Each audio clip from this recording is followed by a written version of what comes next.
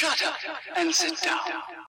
तो चलिए आइए अब हम लोग पढ़ते हैं 23.1.2 the Vedas. We know about the Aryan civilizations and its social thoughts from the sacred book called the Veda. अब देखिए, हम आर्यन सिविलाइजेशन, आर्यन सभ्यता के बारे में जानते हैं, उनके सामाजिक विचारधाराओं के बारे में जानते हैं, क्योंकि हमें वेद नाम के पवित्र किताब मिले हैं. The term Veda denotes the four collection of verses called Samhitas. अब देखिए, ये जो टर्म है वेद, ये हम लोगों को कहाँ से मिलता है? फोर कलेक्शन ऑफ वर्सेस, संहिता जिसको कहा जाता है. They are Rigveda, Yajurveda, Samaveda and अर्थवेद.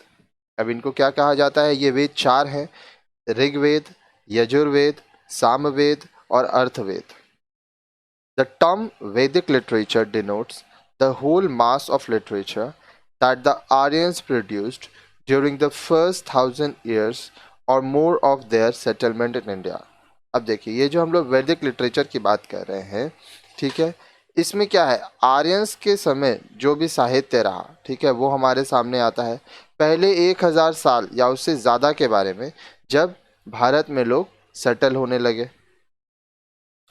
आगे देखिए.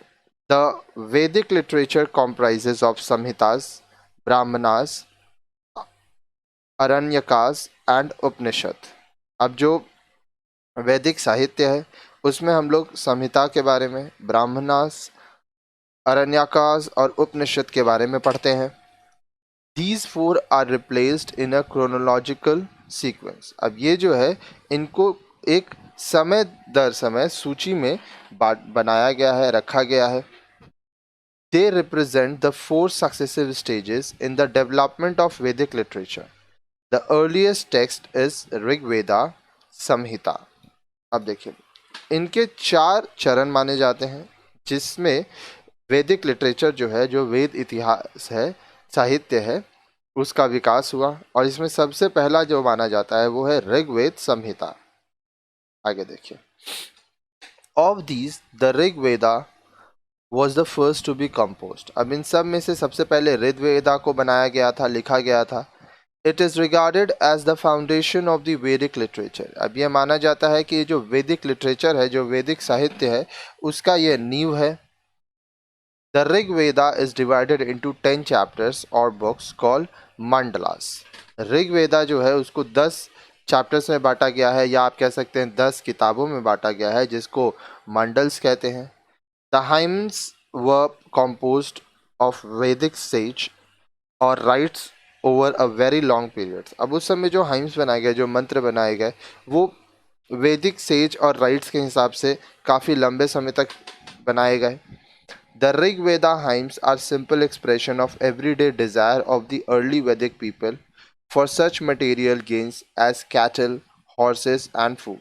अब ऋग वेदा हाइम्स जो है वो क्या था? वो सिंपल एक्सप्रेशंस है. हर रोज हमारी जो ज़रूरतें होती हैं, हमारी जो इच्छाएं होती हैं, ठीक है, तो बता रहा है कि उस समय जो वैदिक पीपल थे, जो लोग रह रहे थे, उनको जो चीज़ें चाहिए थी, उनकी जो इच्छाएं थी, जैसे वो मटेरियल गेन करना चाहते थे, कैटल हुआ, हॉर्सेस हुआ, खाना हुआ, ये सब चीज़ों से वो संबंधित थे.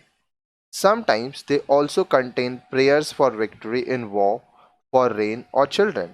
कभी कभी इसमें युद्ध में जीत के लिए प्रार्थना की जाती थी, बारिश के लिए प्रार्थना की जाती थी और बच्चों के लिए भी प्रार्थना की जाती थी.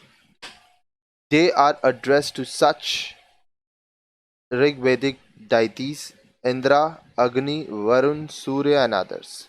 अब देखिए, उस ऋग्वेदिक काल में इंद्रदेव, अग्निदेव, वरुण देव, सूर्य देव और दूसरे भगवानों की पूजा की जाती थी. We therefore learn from the Rig Veda about the religious beliefs and social and economic life of the early Vedic people. अब देखिए, हम लोग इसलिए जो ऋग वेदा है उससे हम लोग सीखते हैं, ठीक है, हमारा जो धार्मिक विश्वास है, सामाजिक और आर्थिक जीवन है, कि जो अर्ली वैदिक पीपल था वो क्या उनका धार्मिक विश्वास था, क्या उनका सामाजिक जीवन था, आर्थिक जीवन था, ये हम लोग को ऋग्वेदा से पता चलता है. For example, the prayers for many sons will indicate the importance of the male child in the family. उदाहरण के लिए ये हम लोग को पता चलता है कि ऋग वैदिक काल में लोग पूजा पाठ करते थे ताकि उनको बहुत सारे लड़के हों, बेटे हों। तो इससे ये सामने आता है कि परिवार में लड़कों का जन्म होना कितना महत्वपूर्ण हुआ करता था। फिर आता है Samaveda. The Samaveda, which was composed in the later Vedic period, is a collection of those portions of the Rig Veda which were meant to be sung during the performance of a yoja। अब देखिए, बोल रहा है सामवेद में क्या है।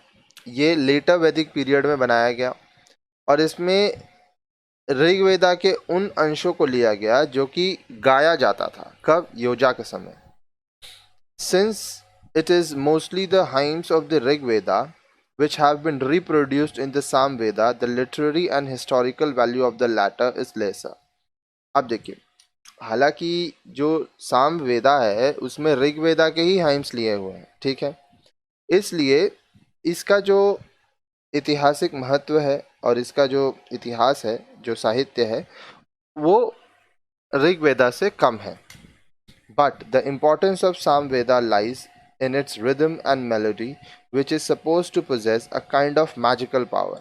लेकिन सामवेदा का महत्व उसके रिदम में है, ठीक है, क्योंकि ये गाया जाता है, तो ऐसा है कि इसमें एक जादुई शक्ति माना जाता है। फिर आता है the Yajurveda. The Yajurveda has come down to us in two forms, the Shukla Yajurveda and the Krishna Yajurveda. फिर यजुर्वेदा हमारे समक्ष दो तरीकों में आता है, एक है शुक्ला यजुर्वेदा और दूसरा Krishna Yajurveda. The main difference between the two is that whereas the former contains only formulas or spells called yajus, from which the name Yajurveda is derived, the latter contains discussions on the ritual connected with यजंस।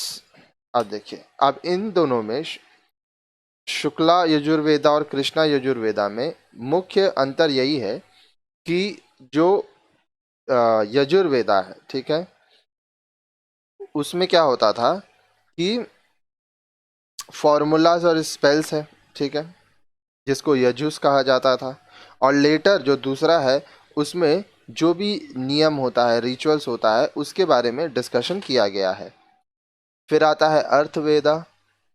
The Earthveda, which was the last to be composed, is mainly a compilation of the primitive magical charms designed to secure the fulfillment of a variety of desires, ranging from the cure of some disease to the winning of lover's heart। फिर अर्थवेदा में क्या है, ये last में बनाया गया और इसमें जो बोलते हैं ना जादुई मंत्र, वो सब चीज़ें आई। ये इसलिए बनाया गया ताकि आपकी जो तरह तरह की इच्छाएं हैं वह पूरी हो सकें। जैसे कि अगर कोई बीमारी है तो उस बीमारी से आपका इलाज होना, ठीक होना। अगर आपको किसी का दिल जीतना है, अपने प्रेमी का दिल जीतना है, तो उसके लिए आप इसका इस्तेमाल कर सकते हैं। आगे देखिए, some of these ideas and beliefs may have been adopted by the Vedic people from the indigenous people with whom they came into close cultural contact। अब देखिए, ये जो विचारधारा है, ये जो विश्वास है, ठीक है, ये वैदिक लोगों, जो वैदिक समय के लोगों थे, उनसे आया होगा, ठीक है। फिर उनसे जब लोगों का कल्चरल कांटेक्ट हुआ तब ये और सामने बढ़ा, आगे बढ़ा। द नेक्स्ट फॉर्म ऑफ वैदिक लिटरेचर इज ब्राह्मणास। अब देखिए, वैदिक साहित्य का जो दूसरा उसके बाद जो फॉर्म आता है वो ब्राह्मण्स आता है। They are written in prose and are in the form of commentaries on the four Vedas. अब देखिए, ये प्रोज की तरह लिखे हुए हैं और ये कमेंट्री की तरह चारों वेद में बताए जाते हैं। The Aitareya, Kaushitaki, Jaiminiya, Shatapatha and Taittiriya are some of these Brahmans. अब यहाँ पे कुछ ब्राह्मण्स का नाम दिया गया है, ठीक है। आगे देखिए, the concluding portion of the appendices to the Brahmans were the अरण्यकास और टेक्स्ट कंपोज्ड इन फॉरेस्ट। अब देखिए, ब्राह्मणास के बाद फिर अरण्यकाश माना जाता है, या हम लोग ये कह सकते हैं जो लिखित जो है टेक्स्ट है वो जो जंगल में बनाए गए. Perhaps their content was of so secret a nature that they could be composed and studied only in the forest. अब देखिए, ये जो अरण्यकाश है, इनका जो कंटेंट है, जो विषय वस्तु है, वो इतना गोपनीय रहा कि इनको जंगल के ही लोग पढ़ सकते थे, इनको बना सकते थे. They deal mainly with the subject of the mysticism of the yajna rituals. They give a philosophical interpretation of these rituals. अब इनका जो मेन सब्जेक्ट था, ये लोग मिस्टिसिज्म पर बात करते थे, जो यजन जो इनका परंपरा था, और ये लोग एक फिलोसॉफिकल राय देते हैं अपने रिचुअल्स का. फिर आता है द ऋग, साम, यजुर एंड अर्थव are the 4 Vedas. The Aranyas were probably composed in forest. The Upanishads form the major base of the latter philosophical thinking in India. अब देखिए, ऋग्वेद, सामवेद, यजुर्वेद और अर्थवेद 4 वेद हैं. अरण्यकाश ये माना जाता है कि ये जंगलों में बनाया गया था. फिर उपनिषद जो है वो मेजर बेस है, आधार है, जो भारत में आगे की फिलोसॉफिकल विचारधारा हुई. ठीक है. अब देखिए नेक्स्ट वीडियो में आप क्या पढ़ेंगे. नेक्स्ट वीडियो में आप पढ़ेंगे द एज ऑफ रीथिंकिंग के बारे में.